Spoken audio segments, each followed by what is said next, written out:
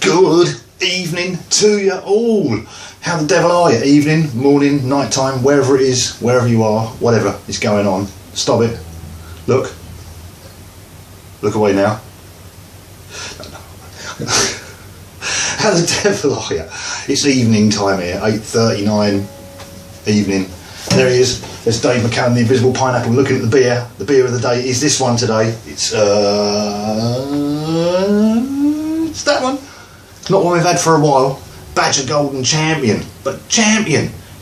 Not to be confused with the Badger Golden Glory hole, which is the peachy one. This is not the peachy one. I did pick up the peachy one, then I put it back again and thought that might be a bit too peachy for today. Well, picked a bottle of this up. Took me 3 beers to the counter because it's like 3 for a £5. Bloody bargain. And as I was waiting there's someone in front of me. I put this one back on the shelf and then I went to take another beer and came back with exactly the same bottle. Exactly the same beer. So I might as well have just stayed there and saved myself the energy. You know, calories. But there's 180 calories, Mercury number 6. About that, 160, 180 calories in a pint of beer. So, you know, I burnt some of those off walking backwards and forwards, and another couple probably just do the old bit. I don't have to make the noise when I do it I don't have to do that, so that's another 4 calories there used up. Yeah, so Golden Champion. It's alright actually, it's quite, I'll tell you what it's like. Oh, bloody Capo stuck there, it's there for a reason. It's there to piss me right off and probably piss Randy off as well, because he doesn't like these Capos, but I can't use the other one because I'm trying to leave a string spare. I'm doing that flash thing that people use, but I'm going to show you something in a minute.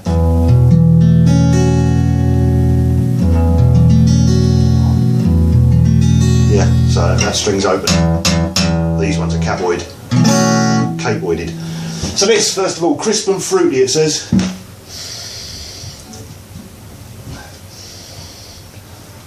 It's a bit like an old sock, but it's been there a while, so.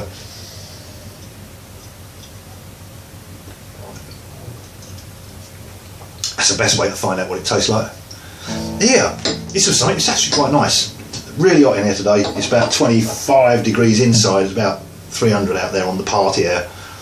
Just like a stone oven. I haven't done the percentage, have I yet? I see, wrong hand again. This is what I'm getting at. Wrong hand. I've got the beer in the left hand. I've got to put that down. Do the spill. Badger Golden Champion. 5%. 5%.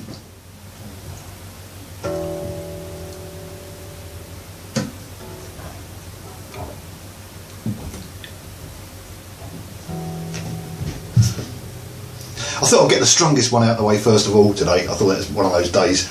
It's been pretty hot in here, and I thought if I got 3 beers, I might not get to the strongest one. And that's the one I really, that's the one that's going to do the damage. So I started on this one today in case I can't be bothered to even drink the other 2. Eat. So if you do that, when you're eating, that burns calories as well. So that's a waste of food. You might just get a forkful of food every 3 forkfuls and just throw it on the bloody floor. Save yourself fucking about with all that eating and lungs and intestines and poo and all that business. No one needs that. So that's Golden Champion for you. Yeah, it's nice beer. For days when you really have to start with the strongest one first. But, you know, for me strong is like 5%. I don't really do drinking really strong beers anymore. I used to drink ludicrously strong beer. There was a beer over here called Abbott, and it was only like 5%-ish, 48 to 50, 47, 40, 10, 47 to 52. It was a gravity. Used to be a camera member. Campaign for real ale. And where was I going with this? It just used to make your legs do that sort of thing. And there was another brewery called Ridley's up the road from here, Ridley's, and they did a beer called HE, Hartford End, and we called it Hartford. And they also did a bottled barley wine called Bishop's, which was like 8%, 1078 to 82, it was like 8%. So I used to drink stock at Hartford most of the time in the week. Stock was like a darker, sort of, not quite a brown ale, definitely not a bloody mild, because that's just revolting, that's just like normal beer with gravy in it. So, stock and Hartford, it's just like coming out about 5% by the time you mix the 2 together. And then at weekends I used to drink Bishop's and Hartford, which was like 8% mixed with a 5% 8% barley wine in a real trouser ripper of a real ale, you know, just gash in the tent if you're camping, just rips shreds from material. It's well known for it. That's why I don't drink that anymore. I tend to stay around 4.5% because that way I can have a few, and it doesn't make me sit here and talk absolute bollocks for like 10 minutes, 5:25. So there you go. After I did that capo trick thing the other day, capo trick, it wasn't really a capo trick, it was basically putting a capo on a guitar. Where else are you going to put it? Jeff? Take that capo off, that's not in the slightest bit acceptable. Dave's baring his teeth, look. Yeah, but this is a trick you can do. It's a bit of a trick where you just stick it on most of the strings except not all of them. And for this, that basically puts it into the same thing as just doing a drop D, just dropping your bass E to a D. Except now you've got basically a drop E tuning against an F sharp sort of tuning E sort of thing, but it's in a G, so it's not an F sharp, it's a, whatever, 2 plus G, A with a E in the bass. Isn't it? I don't know what it is, but basically all the shapes work up here. That's all you're worried about. Now the thing is, because you might want to you've done all this now. Now you might want to get to that fret there. You see, normally I just wrap my thumb round.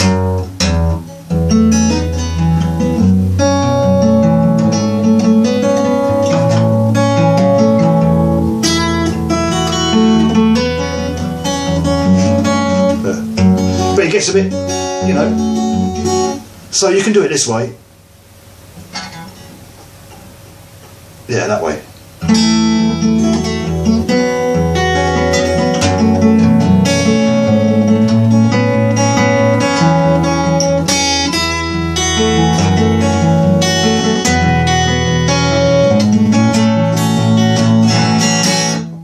And it looks a lot flasher. So, you know, you take your choice. Or what you can actually do is just do that, you know.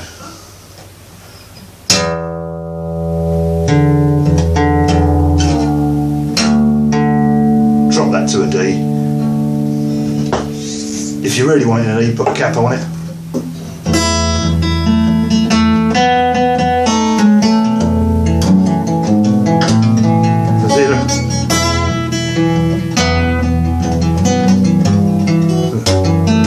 The dots are in a different place.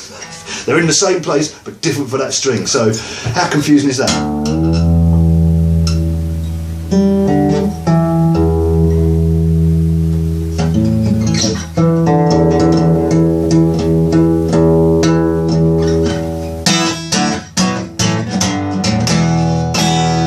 Normal tuning, just as God intended. What his intention was really. It's difficult to know, isn't it, looking around sometimes what the hell's going on. Anyway, the horror. The radio thing I mentioned, just quick blast through that.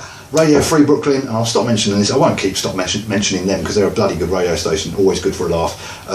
Real, as I say, head freaky, underground, rocky, poppy stuff and all sorts of other things there. You know, various sort of, some of them from the backgrounds of underground performance art. So, you know, with an edgy style and all sorts of other stuff going on. It's a bloody good place to be. It's nice to be there in the basement.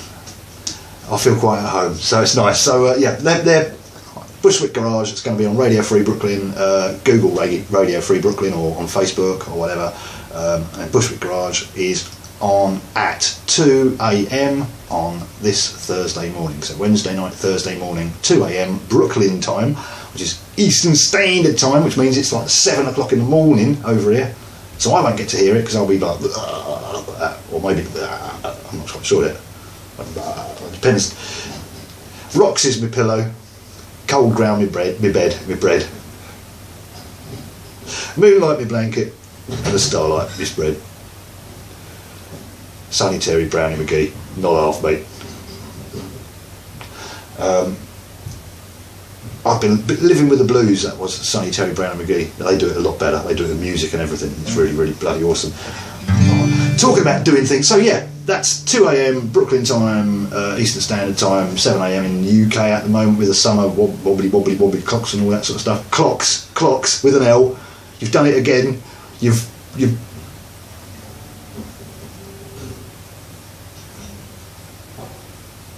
I've thrown it out there and you just bitten it. That's just filthy. They have none of that on this channel. So yeah, if you do miss a show live, go find them anyway, tune in, because there's usually something pretty damn interesting going on, and it's a nice change of gear sometimes, to be honest with you. It's pretty fucking awesome. So excuse me, I said the F word a few times. I'll have to just not bleep them out, but just, you know, it's 8:50 in the evening, who knows what's going on. Regardless of that, I'll put a link up next week, because they'll put the show up on Mixcloud. It usually ends up a week after in the archive section. There's loads of archive stuff on their channel as well, so you go and check it out, because it's good. It's good. Show them some love.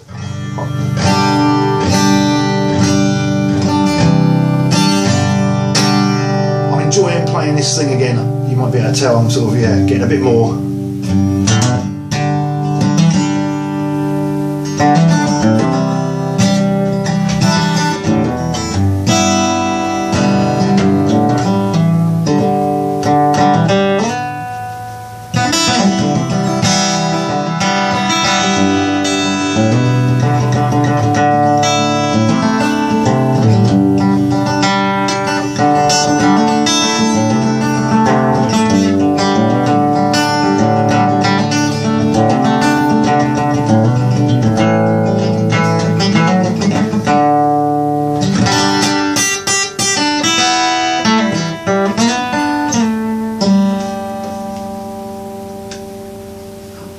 Shall we? Yeah, really enjoying this. It's become feeling like part of me again, you know. So it's nice to have that. Get off. Get away, you weirdo. Yeah.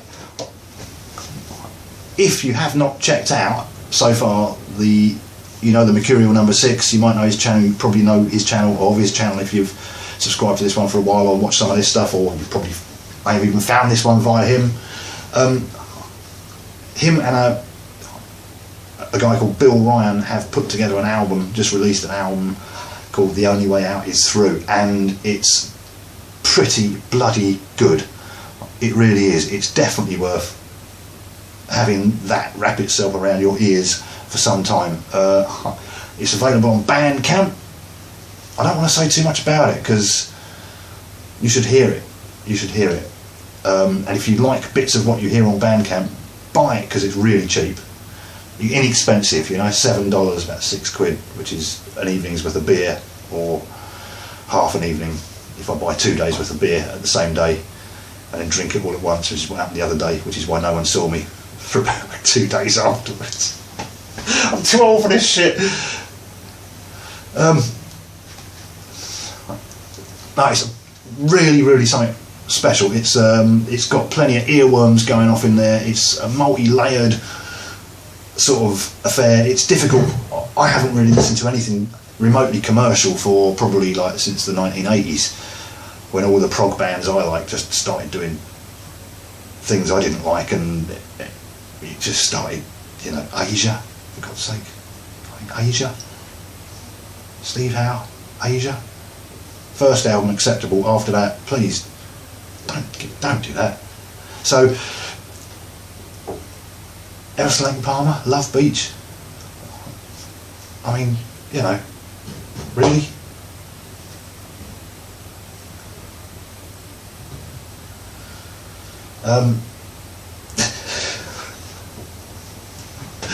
King Crimson, Discipline. I should bloody say so.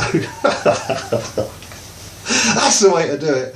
But this album is absolutely brilliant. If you listen to it streamed on the Bandcamp player, be aware that that is not the same quality as you're going to hear when you buy the thing, because I was listening to it thinking there's more in this, there's more going on, and it was, I bought the thing, stuck it on, and it just explodes in every direction, and it's just a real cool piece of music. There's loads of earworms, there's some brilliant little devices going on, uses of percussion, in terms of all sorts of different ways other than just being there as a background sort of.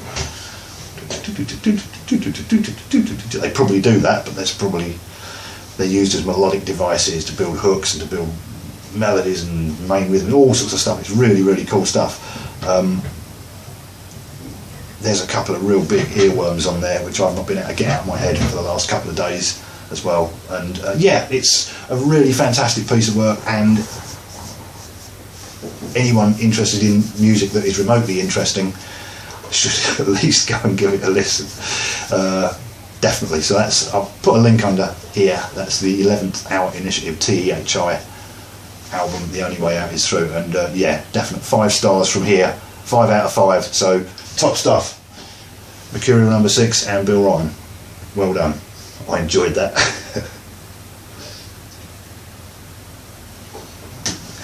And I was going to talk about all sorts of other stuff, and I think I probably will, but I've just noticed the beer's run dry, so I'm just going to go and get another one. You stay there, you talk to Dave. I'll be about 30 seconds. Dave, keep meditating. That dance you did, remember that? You did that bloody dance where you turned upside down and you did all the, do that. He's going to do a drum solo. Stay there, beer's necessary. I could edit this, but that would just be stupid, wouldn't it? No one needs that.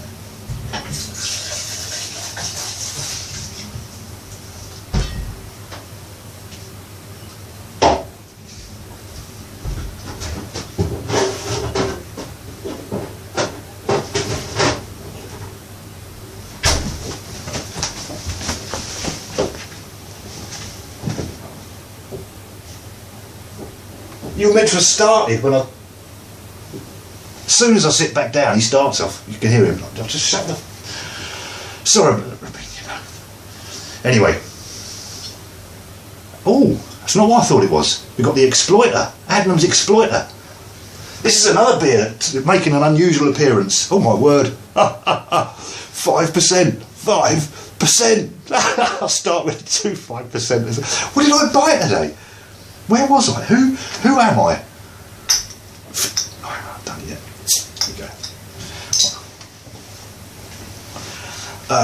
It's interesting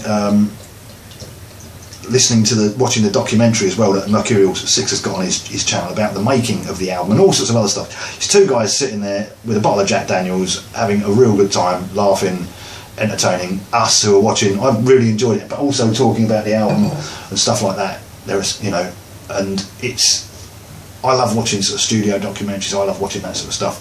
And I even watched one there was a Def Leppard album, Animal, which I really detested. I couldn't stand that album. But I even found myself watching a studio, how they made it, documentary of that one time, just because it interests the shit out of me. Thought processes and the way that people build up stuff. And, you know, some of the stuff I was thinking, oh, I've done something like that before, similar, but took it in a different. And other stuff I'm just thinking, oh, I want to store that away because that's really cool. And I did make an album in the same way a few years ago, Happy Orange Balloon, with a guy Danilo Romeo who lives in Sicily, and we sort of got together over basically listening to each other's music on MySpace back then, and we decided to get together and do some music. And before I knew it, I was in Happy Orange Balloon and we were doing an album. It was a hell of a thing. And yeah, it's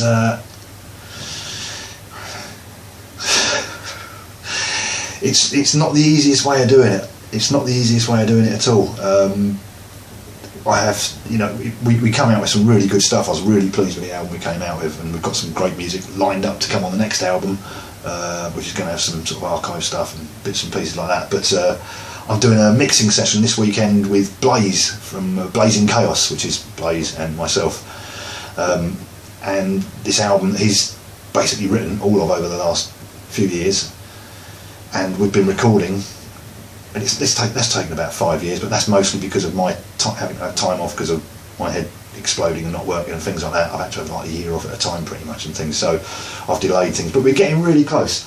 We've got to about I think we've pretty much mixed 6 tracks to where I know there's just a couple of little things that I want to do. Style wise it's absolutely nothing like the album I was just talking about, TEHI, the one you can go and check out here, and you should. Style-wise, nothing like that. This is a load of little songs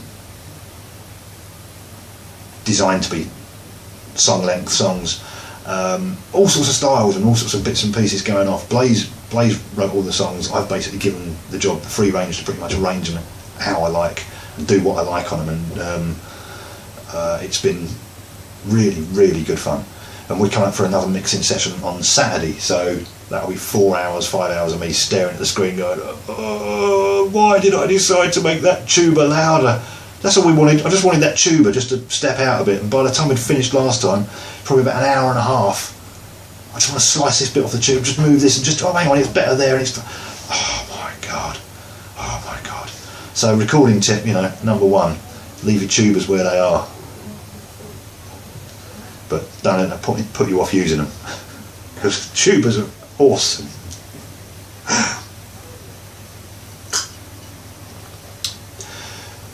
This is about half a gig, that's what it's saying up there. I've got 21 minutes and 9, something M, I don't know what that means, metres. Is that how far I would have had to have walked to burn off this many calories talking? It's quite a nice beer actually. A bit characterless, but you know, it's 5%, so who really cares? So you know, your second one at 5%, it doesn't really need any character, because you're not going to notice it, because you're just going to sit there swilling it and then think, oh, I've got another one left. Hopefully sit down and enjoy that. So, that's all the business from here. Q&As will be coming on a video probably next week. Again, if you've got any ridiculous questions about any sort of shite, what's so bleating heavy, you know how it works around here. You know, just throw us a crumb and I'll take it somewhere. Leave it, write a label on it, and you can come and pick it up in 3 weeks if that's, you know, no one's claimed it. Awesome! I've got to stop doing that. That's not the Tourette's this time, that's my almost 200 subs, because someone unsubscribed, so I'm back on 199. I'll get you if it's the last thing I do, I'll get you. And with that, I'm going to go. See you on the next one. Bye.